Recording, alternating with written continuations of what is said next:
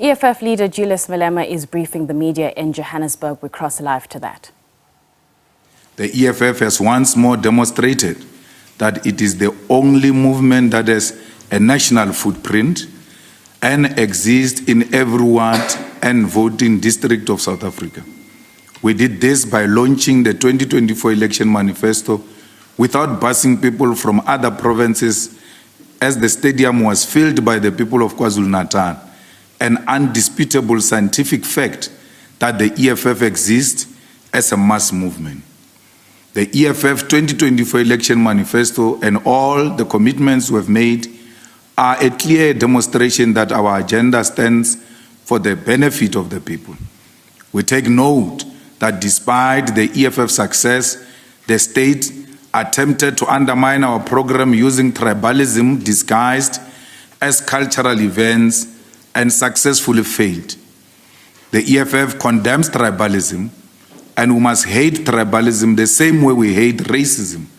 And we call on all our structures and ground forces in KwaZulu-Natal, Gauteng, Limpopo, Northwest, and all other provinces to remain focused and disciplined without degenerating into tribalistic tendencies.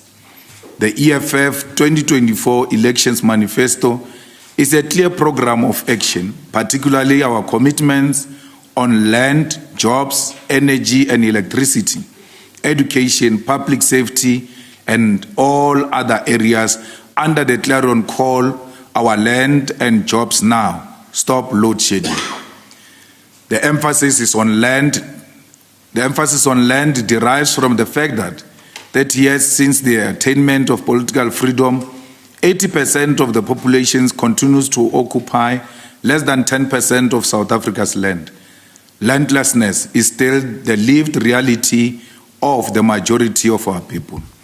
The emphasis on jobs is motivated by the sad reality that after 30 years of attempts at addressing the joblessness, more than 15 million capable South Africans who need jobs are unemployed, and with no hope that anything will change unless the current government is changed. The emphasis on now is informed by the fact that 30 years is rather a long time for any political party to keep making empty promises. The emphasis on now is also because our people live in absolute poverty. Similarly, the emphasis on now is because our people are landless.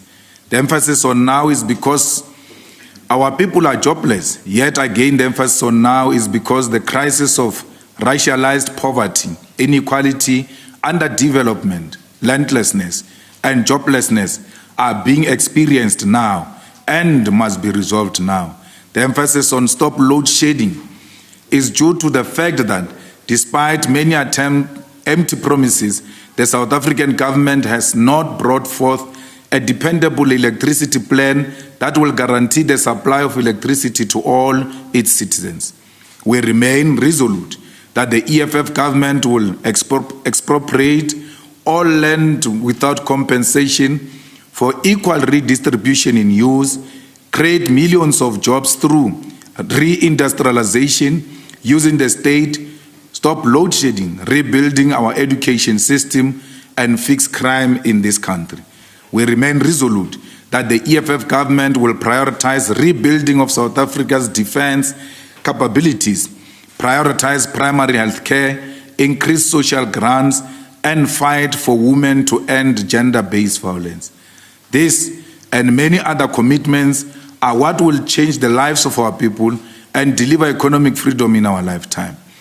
We condemn this suspension of the EFF members of parliament. The timing of the suspension was deliberate to prevent the EFF leadership from attending the State of the Nation address to protect the dying ANC and the incompetent president who is out of touch with reality. The EFF has picked up that Mr. Cyril Ramaphosa continues to misrepresent the achievements of the governing party. He claims that the past 30 years have changed the lives of our people. Yet the past 30 years of so-called freedom has brought nothing to most of our people. He claims that the governing party has built strong institutions to protect fundamental freedoms and human rights of all people. Yet it is the ANC government who massacred 34 mine workers, broad daylight, killed Andries Tatane, and continue to allow students to fall in the pit toilets. He claims that we have a diverse economy whose minerals and agricultural products reach every corner of the world while creating jobs. Yet these sectors remain dominated by whites and our people are massively unemployed. Our honest and truthful view of what transpired in the past 30 years is that apartheid only ended on paper and continued unchanged, particularly in the economy. We continue to export raw material while many of the industries in South Africa have closed since 1994, and it has worsened since Mr. Ramaphosa took over. More than 11 million people are unemployed. There are more than 3 million people in South Africa today who have lost all hope of ever finding a job. Majority of these are young people. 30 years ago in 1994, majority of landowners in South Africa were the white colonial settlers, and 30 years later in 2024, the majority of landowners are still the settlers and their biological descendants. 30 years ago in 1994, wealth was concentrated in the hands of a few white rich people, and 30 years later in 2024, the economy of South Africa is still owned, controlled, and dominated by the very same few rich white people. 30 years ago in 1994, more than 90% of informal settlement dwellers were black Africans. And 30 years later in 2024, informal settlement dwellers still look like me and you. 30 years ago, the levels of black-on-black violence was very high, and 30 years later, the levels of black-on-black violence continue unabated, with more than 27,000 people murdered in 2023. This 30 years of so-called democracy has only brought more wealth to the white minority settlers and condemned our people to perpetuate an endless poverty and suffering. It is the EFF that will bring about true freedom, economic freedom, and change the lives of our people. We call on all our people not to be tricked into believing falsehood by fraudsters who are hell-bent on selling strategic state-owned assets that belongs to our people. Now that we have launched the 2024 election manifesto, we are going to launch provincial manifestos on the following dates. Gauteng Provincial Manifesto launch will be held on the 2nd of March 2024 at Dobsonville Stadium, Johannesburg Region, Soweto. Mpumalanga will be held on the 9th of March 2024 at Kanyamazane Stadium, Enhlanzeni Region, Mbombela. Northwest will be held on the 16th of March 2024 at Uitikong Stadium, Bujanala Region, Rustenburg. Free State Provincial Manifesto launch will be held on the 17th of March 2024 at Zamdela Stadium, Fezile Dabi Region, Sasolburg. Eastern Cape Provincial Manifesto launch will be held on the 21st of March 2024 at Jan Smuts Stadium, Buffalo City, Metropolitan, East London. Northern Cape will be held on the 23rd of March 2024 at Kgalishwe Stadium, Francis Bart, Kimberley. And Western Cape will be held on the 24th of March 2024 at Guguletu Stadium, Cape Metro, Cape Town. The province of Limpopo will host Tselatupa Rally as the final election rally to intensify the campaign towards total electoral victory on a date to be announced in due course. We call on all our structures and ground forces to remain focused and disciplined as we move to consolidate, get our people, young and old, to register to vote and to vote for our land and jobs now and to end load shedding. The EFF is pleased to announce that on the 11th and 12th of February, we held our list conference at the Durban Exhibition Centre, KwaZulu-Natal.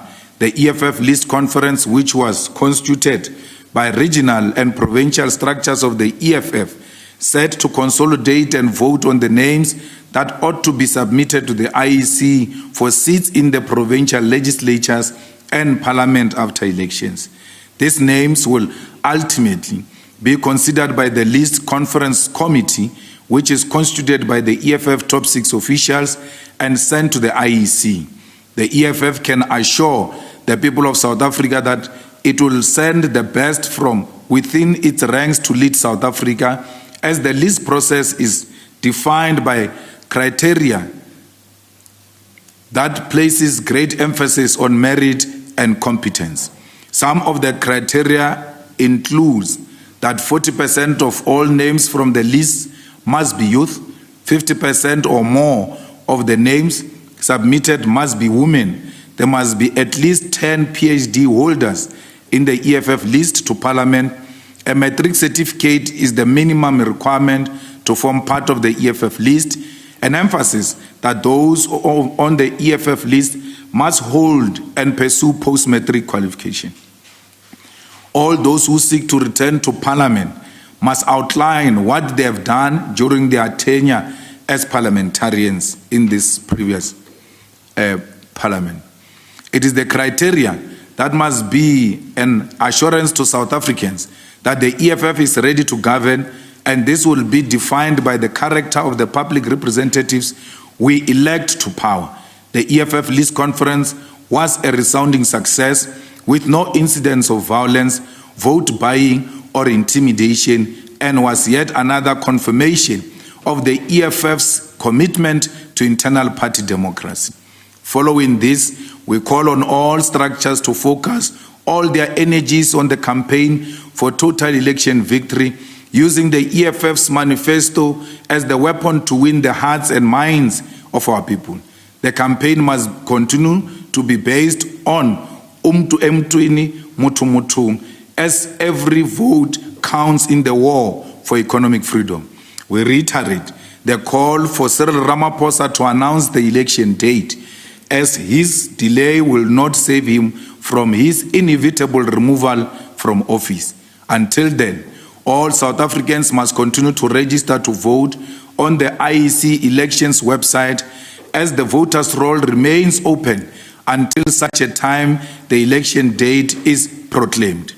We take this opportunity to welcome back home and congratulate Bafana Bafana for their courageous performance and the bronze medal in the recent AFCON competition. We believe that we can build on this progress. We call on SAFA to make sure that they pay reasonable remuneration to players and the technical team for the national team, and ensure that there is an equal pay for Banyana Banyana. We call upon the racist corporate South Africa to sponsor Bafana Bafana and Banyana Banyana, as they are equally important to the development of sports. The EFF reiterates the call by the EFF Student Command that the contracts of all 4 service providers which were irregularly appointed at NSFAS must be terminated with immediate effect, as determined by an independent forensic report. The continued irregularity at NSFAS is something that must be fought tooth and nail if we are to resolve the crisis of funding of students, and this can only be done through uprooting corruption. The EFF notes the recent attacks on Palestine, a clear demonstration of defiance by the racist, genocidal apartheid Israel and their murderers Benjamin Netanyahu, and undermining of the International Court of Justice that ordered Israel to stop. If the bombardment and genocide of Palestinians continues, we'll be left with no choice but to march to the American embassy, as we no longer have the Israeli embassy in South Africa. We will march to the American embassy as a sponsor of the war and genocide in Palestine. We are proud to announce the return of fighter Siko Qilishe as head of digital communication and stakeholder relations in the President's office. We wish her well in her new responsibilities. I thank you. Thank you very much. Those are visuals where the EFF is briefing the media.